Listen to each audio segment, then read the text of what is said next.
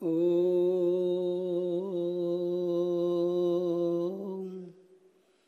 नमः सिद्धेभ्यः।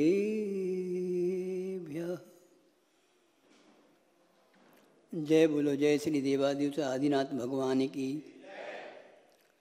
जय बोलो भीष्मित्र जी के प्रथमाचार्य चारित्र चक्रवर्ती आचार्य श्री शांति सागर जी महामुनिराज की। जय बोलो मम गुरु वात्सल्य वारिधि श्री वर्धमान सागर जी महामुनिराज की। ऐसा लगता है कि 4 माह से लगातार एक दही का मंथन चलता रहा है और इस कारण से उसमें से जो छाछ थी वो छट गई है। अब जो मक्खन है उस मक्खन को यदि थोड़ा सा भी तपाया जाए तो वो नवनीत बन जाता है। शायद धर्म धारण को करने की प्रेरणा से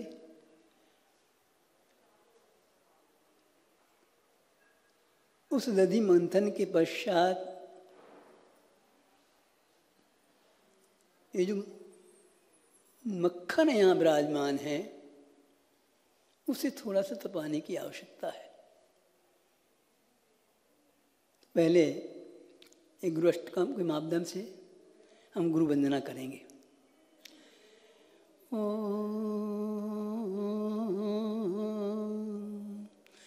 तुभ्यं नमोस्तु जयमाल सुबंधकारी। तुभ्यं नमोस्तु जयमाल सुगंधकारी।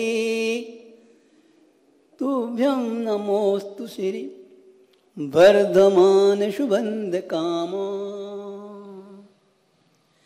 हे वात्सल्य वारिधि कुमार योगी। हे वात्सल्य वारिधि कुमार योगी। तुभ्यं नमोस्तु मम गुरु मुक्ति सागराय। तुभ्यं नमोस्तु मम गुरु मुक्ति सागराय। पापं प्रणाशक मुनीश नमोस्तु तुभ्यं। अष्टकम अभी तैयार हुआ है। पापं प्रणाशक मुनीश नमोस्तु तुभ्यं।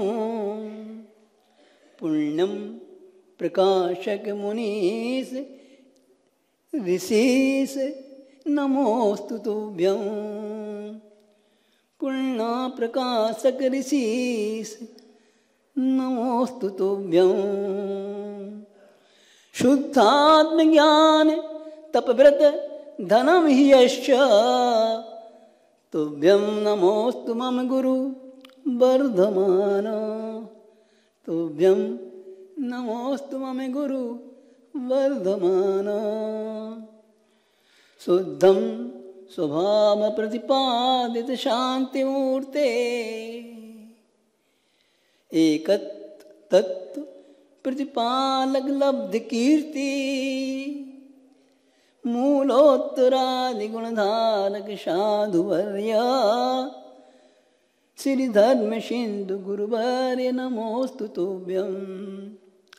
श्री धर्म सिंधु गुरुवर्य नमोस्तु तुभ्यं। आध्यात्म रत्न शुत सागर ज्ञाननाथो। आध्यात्म रत्न सुत सागर ज्ञाननाथो। नित्यात्म साधक सदा सुविचारलीना। वात्सल्य सिंधु गुरुवर प्राणनाथो। तुभ्यं नमोस्तु गुरु श्री वर्धमान। तुभ्यं नमोस्तु गुरु श्री वर्धमानो। तुभ्यं नमः परम शांति विलासिकाय। तुभ्यं नमः परम धर्म सुपोषिकाय। सम्यक्त संयम सुसाधक साधुवर्या। तुभ्यं नमोस्तु गुरु श्री वर्धमानो। तुभ्यं नमोस्तु गुरु श्री वर्धमानो। यस्यास्ति धर्म शिथिला चरणा निरोधा। यस्यास्ति धर्म शिथिला चरणा निरोधा। यस्यास्ति पाप विधि संचरणे विरोधा। यस्यास्ति धर्म शिथिला चरणा विरोधा। सम्यक्त पाप विधि संचरणे निरोधा। वात्सल्य सारधि वात्सल्य सारगि वरिष्ठ ललाम भूतो। वात्सल्य सागर वरिष्ठ ललाम भूतो। तुभ्यं नमोस्तु गुरु शांति सागराय। तुभ्यं नमोस्तु गुरु शांति सागराय।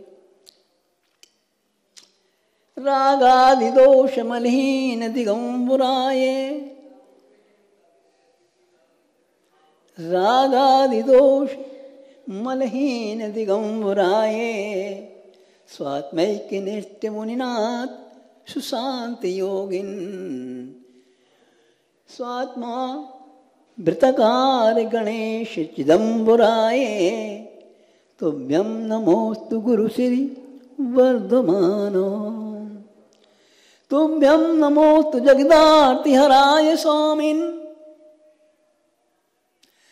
तुभ्यं नमोस्तु जगदार्ति हराय स्वामिन। तुभ्यं नमोस्तु गुणवान गुण स्वमार्गत्रामिन। आदित्य रश्मिरिव कांति वपु प्रदीप प्रभा। सूर्य की किरणों से निकलने वाली प्रातःकालीन आभा में जो रश्मि होती है, उसकी रिव होती है, और सूर्य की जो चमक होती है वो सारे दिन की अपेक्षा अभूतपूर्व होती है। तो ऐसी गुरुवर की आभा है। तो आदित्य रश्मि कांति वपूर्णी भव।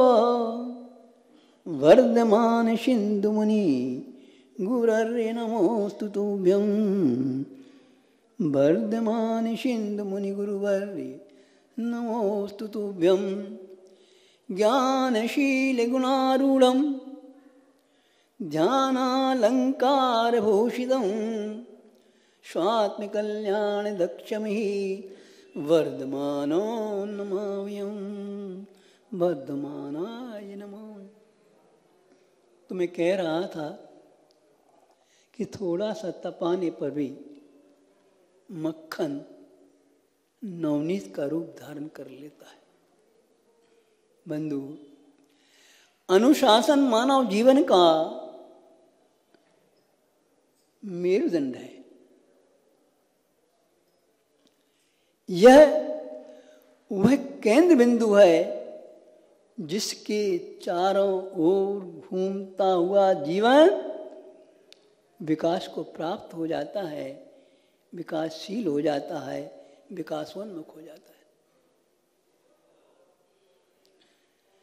अनुशासन का अर्थ होता है दायरा, सीमा। बाड़ कह सकते हो, आप अपनी खेती में बाड़ लगाते ना, बाड़ कह सकते हो। परकोटा कह सकते हो, जो किसी राजा की सुरक्षा के लिए उसकी चारों ओर एक परकोटा बनाया जाता है, उसमें राजा सुरक्षित रहता है, तो उसे परकोटा कह सकते हैं। तो इसमें आत्म के रक्षार्थ एक परकोटा बनाने की आवश्यकता है। उस परकोटे में, उस सीमांतर में रहने वाला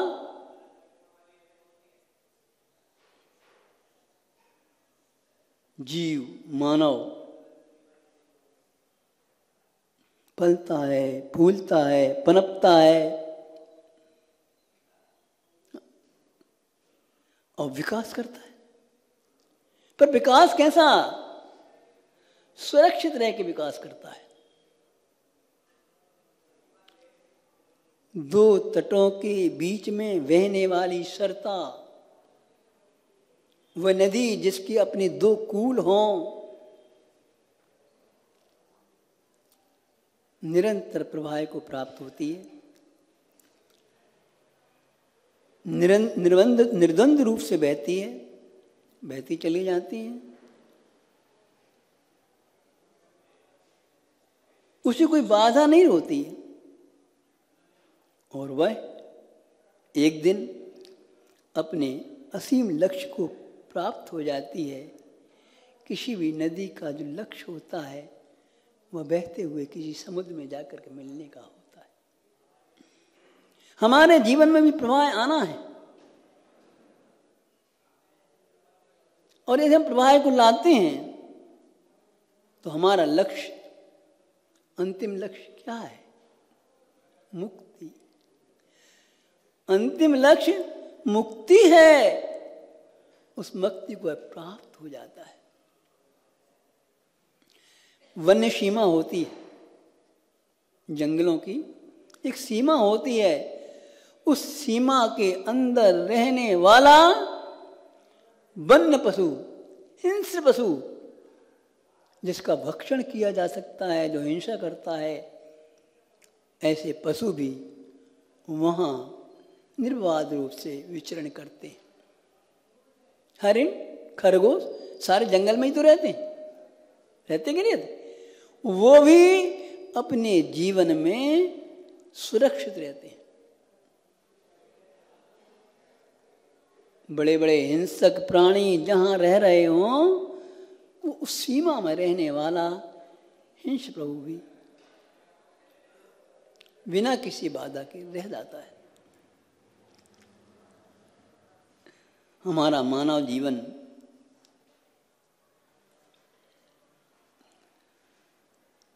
इस मानवीय जीवन के अनुकूल एक दायरा है जिसे मानवीयता कहते हैं। उस दायरे के भीतर रहने वाला वो किसी भी क्षेत्र में चाहे, जहां उसकी रुचि हो, जो विधा उसको पसंद हो, यदि वो अपने मानवीय जीवन, मानवता को, मानवीयता को अंगीकार करके बढ़ता है, तो वो निश्चय रूप से, चाहे राजकीय क्षेत्र हो, शासकीय क्षेत्र हो, शैक्षणिक क्षेत्र हो या कला का क्षेत्र हो, और भी क्षेत्र हो सकते हैं, कला विज्ञान हो सकता है, कौशल की हो सकता है और धार्मिक भी हो सकता है ना? तो क्षेत्र उसको अपना चुनना है, लेकिन विभिन्न विधाओं का स्वामी अपने जो उसका लक्ष्य होता है उसको प्राप्त कर लेता है। उसमें उसको किसी प्रकार की प्रतिद्वंद्विता नहीं रहती। दायरे में रहने वाले के प्रति कोई प्रतिद्वंद्विता नहीं होती, कोई बाधा नहीं होती, उसको कोई बाधक नहीं बन सकता। आप अपना विकास स्वयं कर सकते हैं। वैसे तो सारे जीवन में सर्वत्र हमें अनुशासन की आवश्यकता होती है, पर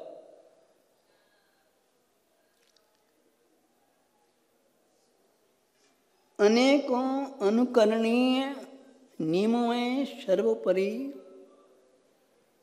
कोई अनुशासन है तो आत्मीय अनुशासन है। यह आत्मीय अनुशासन क्या है?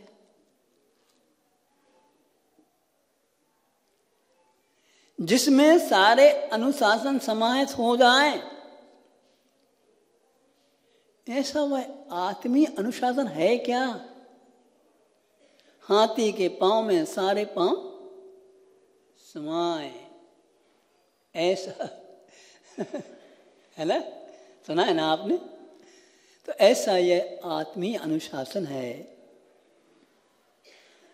इस आत्मीय अनुशासन में इतना चमत्कार है कि दुनिया का कोई भी आश्चर्यकारी वस्तु पर शेष रह नहीं जाती। ऐसा यह आत्मीय अनुशासन है। तो इसका अर्थ क्या है? तो इस आत्मीय अनुशासन का अर्थ है अंतरंग में उठने वाली प्रेरणा। चोर चोरी करने जा रहा है, मन कहता चोरी करना है, लेकिन कोई ऐसा भी है जो अंदर से उसे रोकता भी है कि काहे को कर रहे हो, पकड़े जाओगे, मारे जाओगे, फांसे जाओगे, इतना शरीर पाया है, कुछ करके भी तुम, वो अंदर से प्रेरणा आती है, लेकिन उस प्रेरणा को दबा करके वो मन की बात मान लेता है। तो अंदर से उठने वाली प्रेरणा, उस प्रेरणा के अनुरूप प्रवृत्ति करना, क्या समझ रहे ना? अंदर से उठने वाली प्रेरणा के अनुरूप प्रवृत्ति करना, इसका नाम है आत्मानुशासन। इसमें किसी की अपेक्षा नहीं है। ये परिप्रेक्ष्य पर की अपेक्षा से हटके, इसमें किसी की अपेक्षा नहीं है और ना ही इसमें किसी की पराधीनता है। अंदर से उठने वाली प्रेरणा से कार्य करने में हम किसके पराधीन? इसमें किसी पराधीनता भी नहीं है और न ये परिप्रेक्ष्य रखती है, न दुराव है, न लगाव है।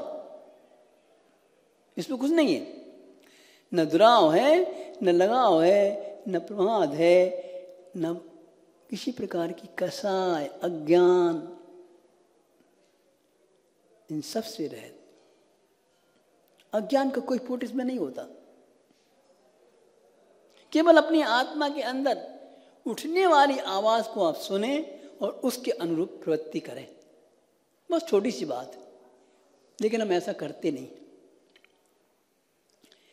यदि हम इस आत्म प्रेरणा के अनुरूप प्रवृत्ति करते हैं, बंधुओं, ये अहिंसा, ये झूठ, मैंने अचौर्य, सत्यव्रत, अपरिग्रह, ब्रह्मचर्य, ये सारे उसमें अपने आप समाहित हो जाएंगे।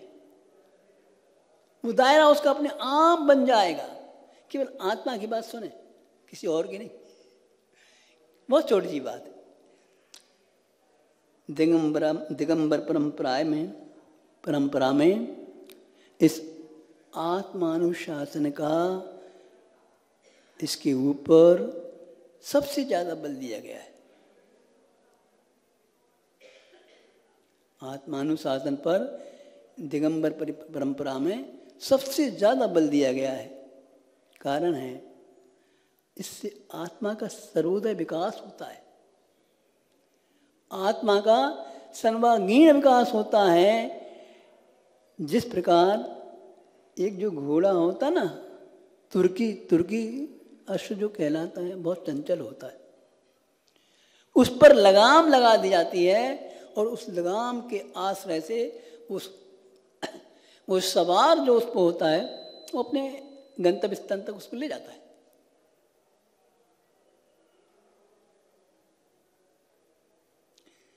बंधु, ऐसा आत्मा का अंकुश यदि इंद्रियों पर, मन रूपी मतंग पर लगा दिया जाए तो हमारा कल्याण हो जाएगा। विचार नहीं है कि अभी तक हम मन की ही तो मान रहे हैं, मन की ही मान रहे हैं ना। विषय गंभीर है। मैंने कहा ना कि मक्खन के लिए तपा रहा हूं मैं, विषय कुछ और लेना था, कुछ और ले रहा हूं, थोड़ी हट के ले रहा हूं। तो विकास करने में समर्थ आत्मा के गुणों का विकास करने में समर्थ इस मन पर आत्मा को लगाने की आवश्यकता है।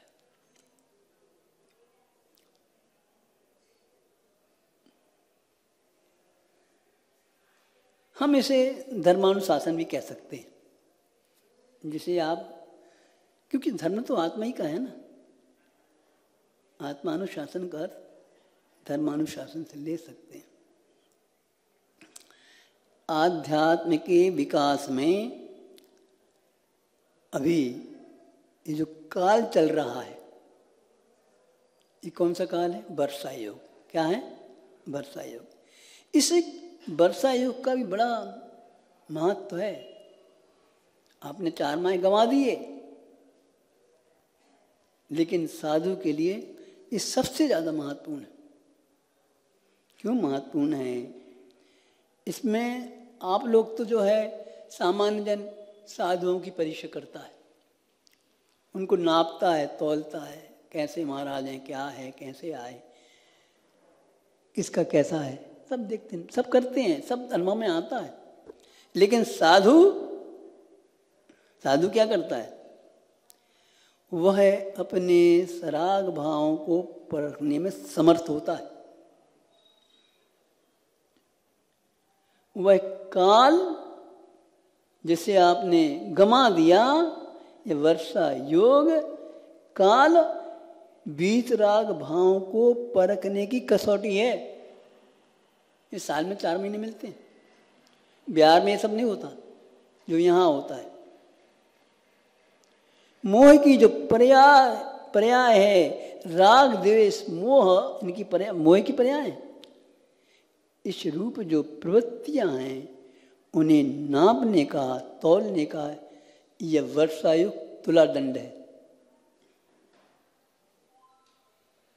वो तौलता है कि हमारे अंदर में राग के, द्वेष के परिणाम तो नहीं आए।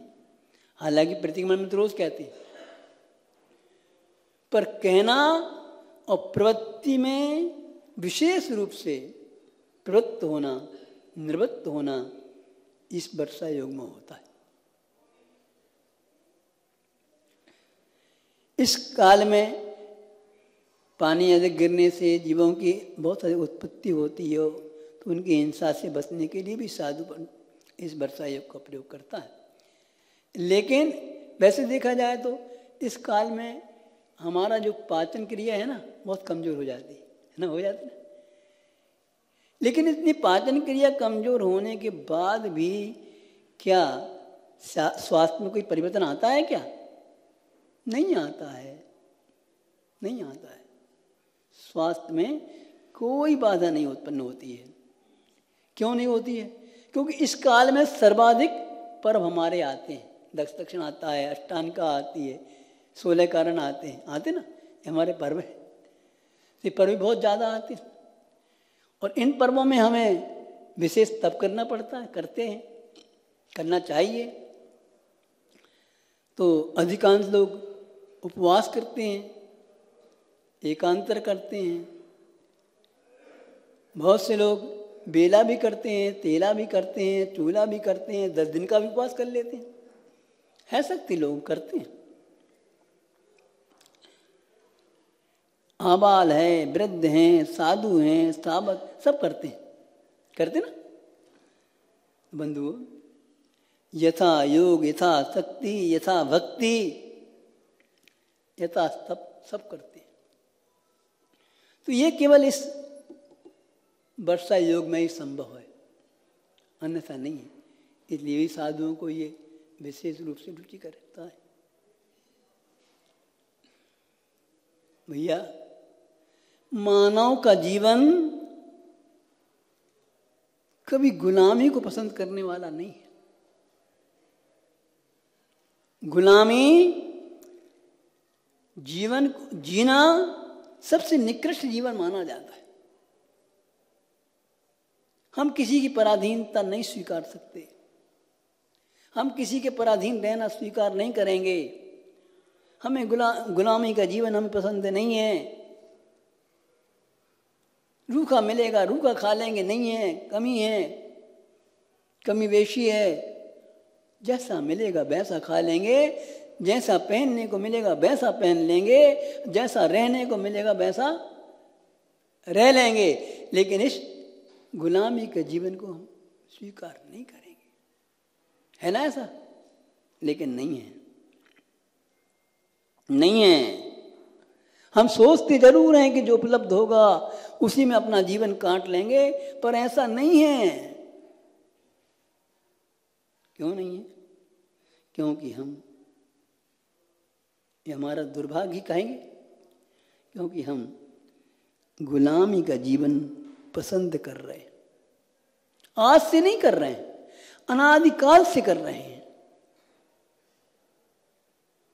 जब से हमारा जन्म हुआ है भव भ्रमण चलता रहता है और हम इस पराधीनता में जंजीरों से बंधा जीवन उसके दायरे में रहा करते हैं।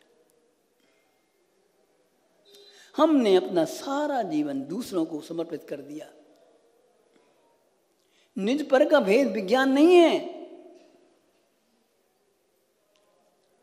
हम किसकी आश्रित रह रहे हैं, किसकी मान रहे हैं, किसकी मानना चाहिए, इस बात का ज्ञान हमें नहीं है और हम पराधीनता में अपने जीवन को जी रहे हैं।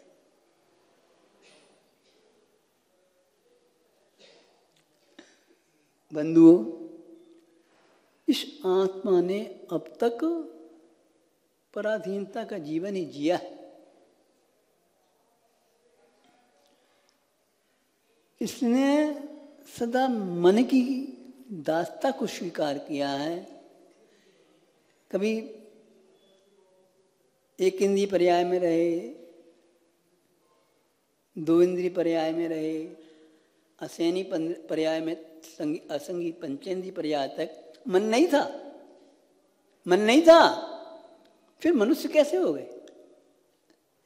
तो मन के बिना भी हमने अपने जीवन का विकास किया है।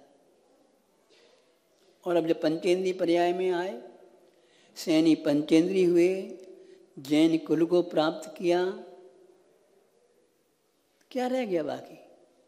कितना विकास कर लिया हमने, लेकिन मन मिल गया है और हमने इस मन की दास्ता को स्वीकार कर लिया। अभी तक मन नहीं था, मन बिन निपट अज्ञान ही अज्ञानता में जीवन जी रहे थे। बंधुओं, आज मन मिला है तो हम मन की दास्ता को स्वीकार करके बैठे हैं। ये मन कभी संतुष्ट होने वाला नहीं है। मन कभी संतुष्ट हुआ है? कभी होने वाला नहीं है। यह मन कभी संतुष्ट होने वाला नहीं है। जिस मन ने हमें सिवाय कष्ट पीड़ा के कुछ नहीं दिया, जिस मन ने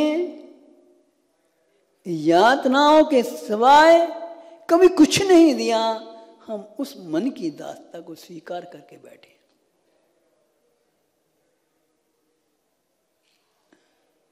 मन का अर्थ क्या होता है भैया? मन किसे कहते हैं? मन का अर्थ होता है संकल्प विकल्प। क्या अर्थ होता है? मन का अर्थ होता है संकल्प विकल्प, स्मृति। मन का अर्थ होता है स्मृति और चिंतन। ये चार कामें चलती हैं। तो मन स्मृति और चिंतन को कहते हैं। मन अतीत की स्मृति करता है और वर्तमान का चिंतन करता है। मन अतीत का की स्मृति करता है और वर्तमान का चिंतन करता है। ये सब चिंतन का ही खेल है जो आज यहाँ बैठने को मजबूर हुआ हूं। क्या चल रहा है हमारे मन में? तो शरीर आप कहते हैं कि हमको बल नहीं है, हम कुछ कर नहीं पाएंगे, पर ऐसा नहीं। शरीर की शक्ति के लिए मन की शक्ति चाहिए, ये सही है। बिना मन के हम शरीर को कमजोर पाते हैं। मन दुर्बल होता है, शरीर दुर्बल हो जाता है। मन दुर्बल हुआ तो मन को तो संतुष्ट करो, शरीर में बल अपने आप आ जाएगा। मन बलवान हुआ, जिसका मनोबल अच्छा होता है, उसका शरीर अपने आप काम करने लग जाता है। और मन अगर दुर्बल हुआ तो शरीर क्षीण होने लग जाता है।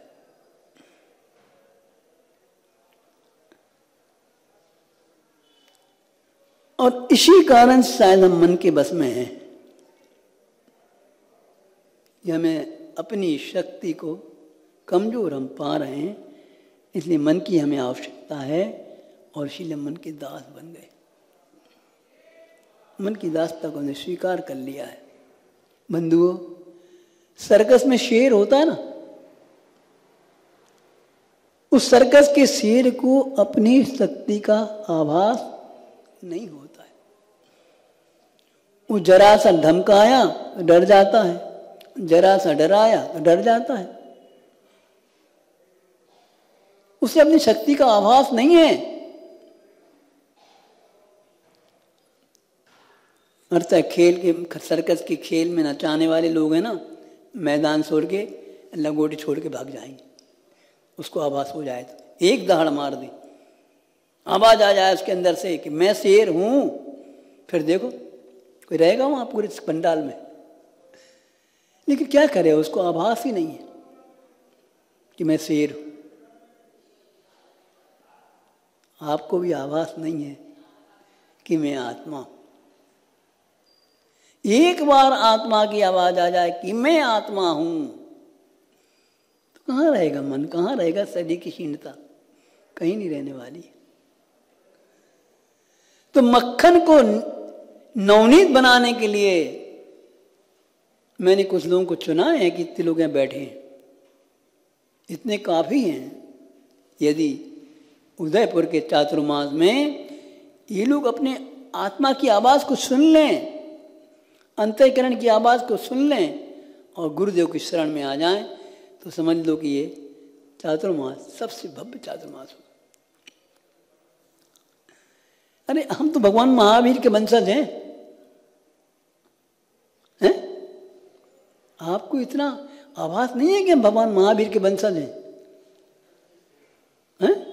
नहीं है, बिल्कुल नहीं है, हैं? अरे जो भगवान महावीर के कुल में पैदा हुआ है, उसकी आत्मा में वह शक्ति है कि वह इस मन रूपी शत्रु को हमेशा हमेशा के लिए दबा सकता है, पसार सकता है, हरा सकता है, हमेशा हमेशा के लिए। और दिगंबर भी इधर के यहां आ सकता है। ऐसे कितने लोग हैं, कितने लोग हैं जिन्होंने चातुर्मास में अपने आप को इस योग बना लिया है कि आचार्य भगवंत यहां से विदा हो, विहार करें, उसके पहले हम उनको छोड़ेंगे, उनके साथ हो जाएंगे। है कोई लोग यहाँ, है कोई मक्खन यहाँ जो नवनीत बनने को तैयार है? कोई नहीं है, कोई अभी भी नहीं। फिर कहां गई छाछ और कहां रहा मक्खन? वही ढकली के तीन पात।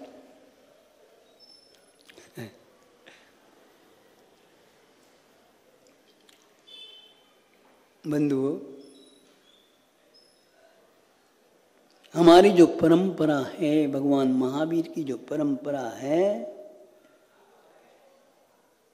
इसके लिए हमें इच्छा शक्ति की जरूरत है। अंदर में चाहना होना चाहिए, इच्छा होना चाहिए।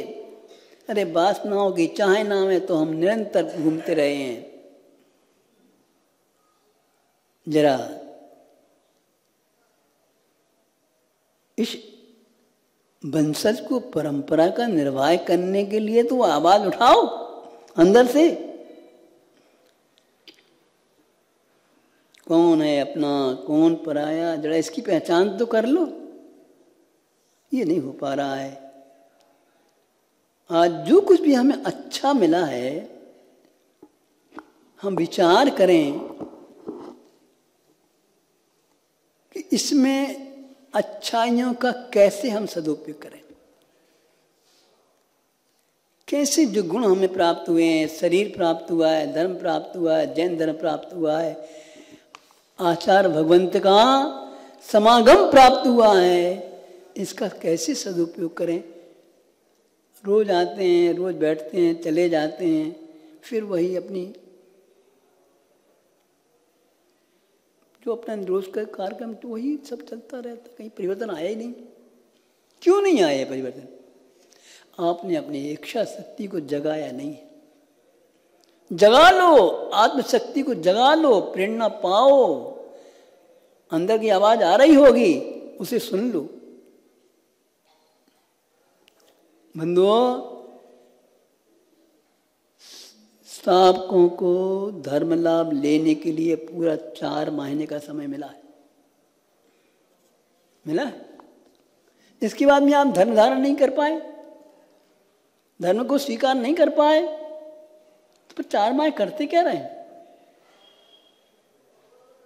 ध्यान से सुनते हैं, लगता है कि आप अंगीकार कर रहे हैं, लेकिन सारा का सारा दिखावा मात्र रहता है।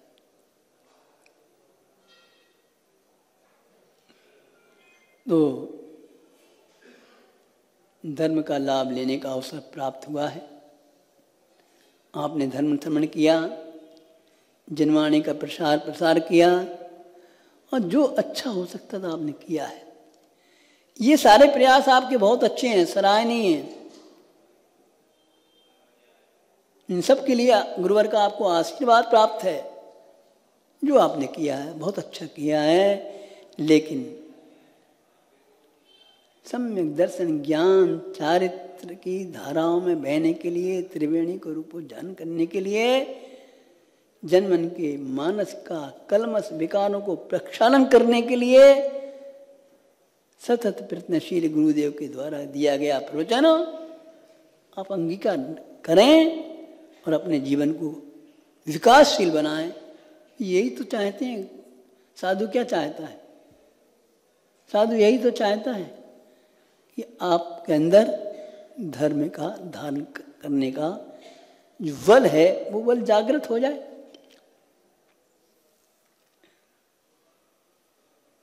तो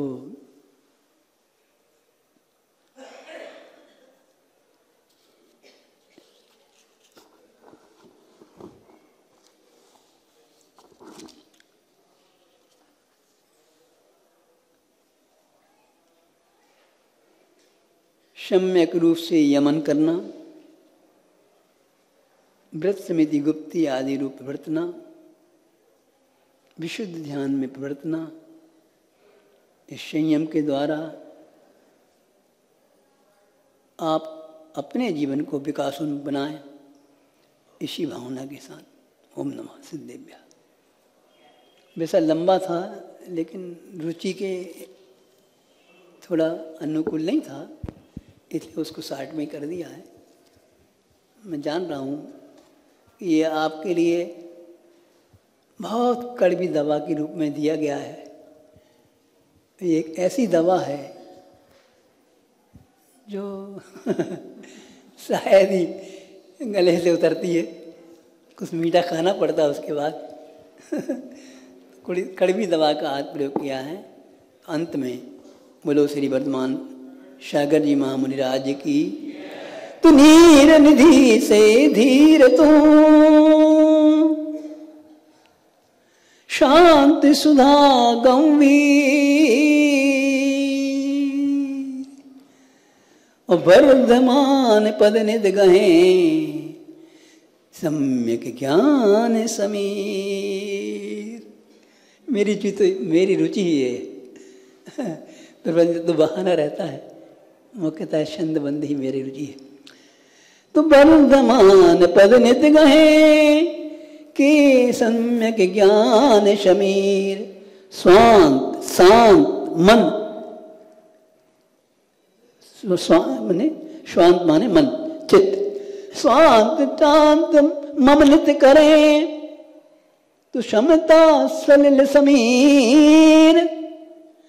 पाद पद्म तब नित बसे मम हृदय पद में अधगी। जय श्री वर्धमान स्वामी महामुनि राज की।